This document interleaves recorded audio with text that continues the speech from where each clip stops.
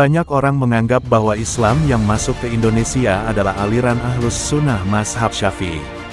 Tapi bila kita teliti mendalam, banyak adat istiadat umat Islam Indonesia bukan berasal dari mazhab Ahlus Sunnah, tapi Syiah. Gus Dur pernah menyatakan, Islam di Indonesia ini sebetulnya bermazhab Ahlus Sunnah was Syiah.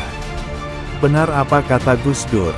Sampai detik ini, banyak sekali tradisi Syiah sudah menyatu dengan tradisi Islam di Indonesia, terutama di kalangan kaum Nahdiyin. Contoh, tradisi mengusap kepala anak yatim piatu, memakai celak, membuat bubur suro, manakiban, dan mengarak tabut pada bulan Asyura di beberapa daerah di Indonesia. Jelas itu semua berasal dari Syiah.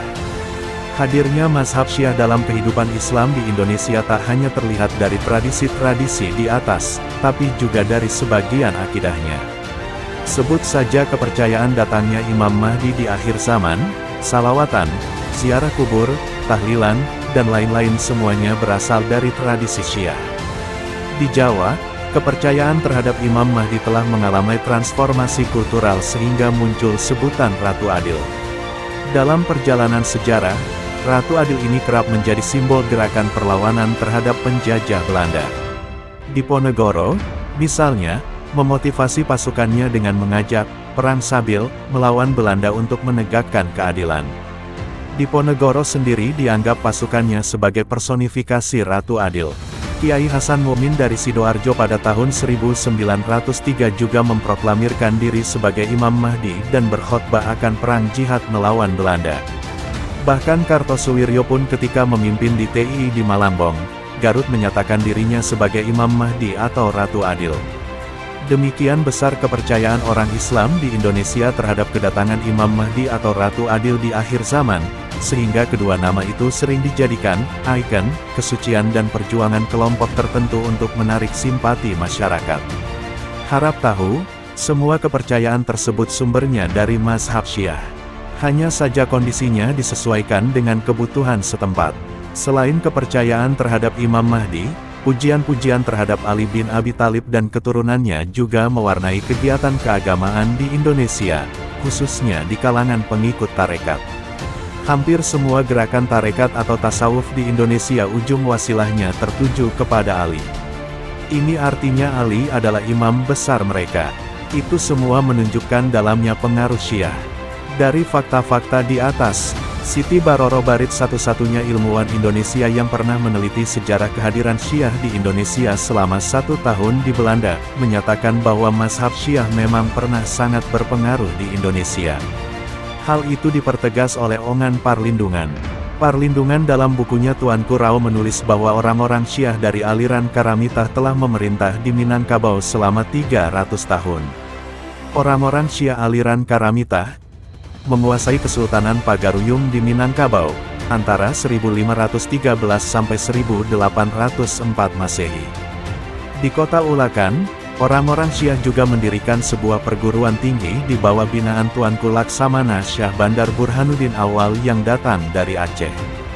Di perguruan tinggi ini, sekitar 1.800 orang santri belajar tentang Syiah Karamitah.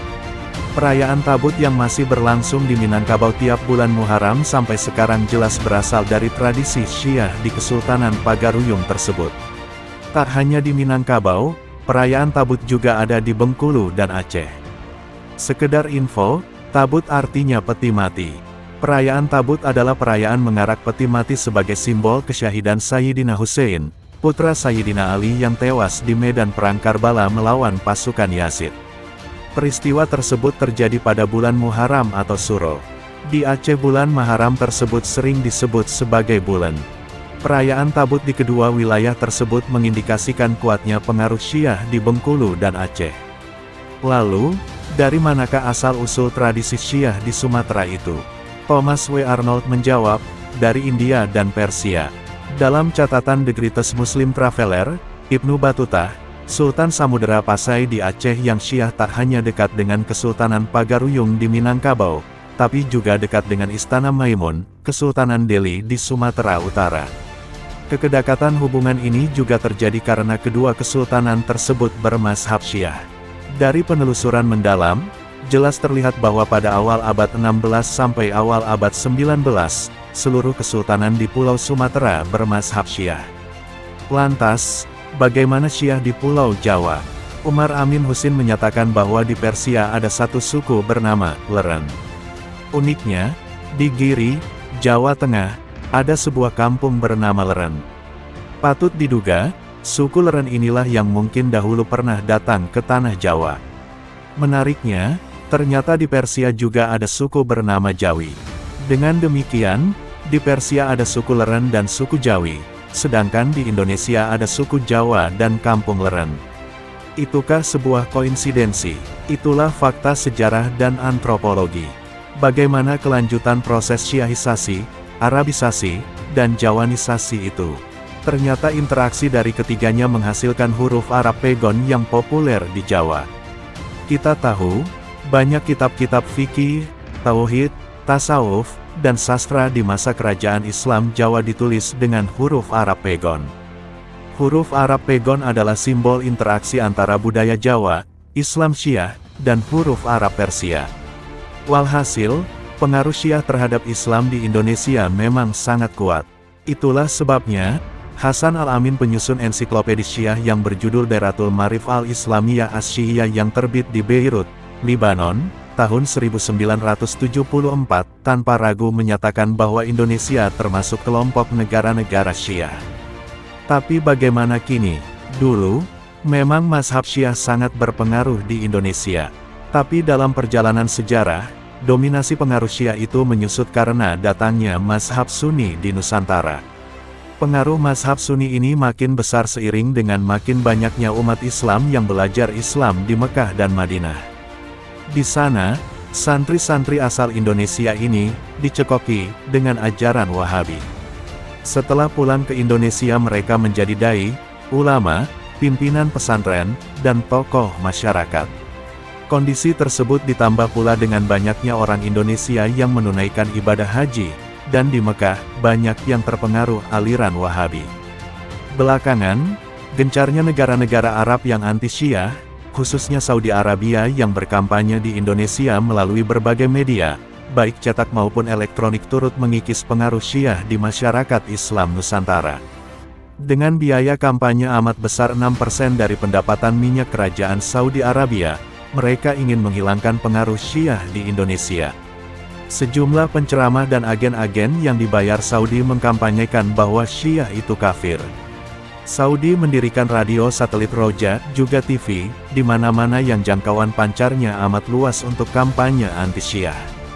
Belum lama ini Raja Salman datang ke Indonesia dengan memamerkan kemewahan dan kebesaran, yang antara lain, misinya untuk menggusur Syiah di Indonesia.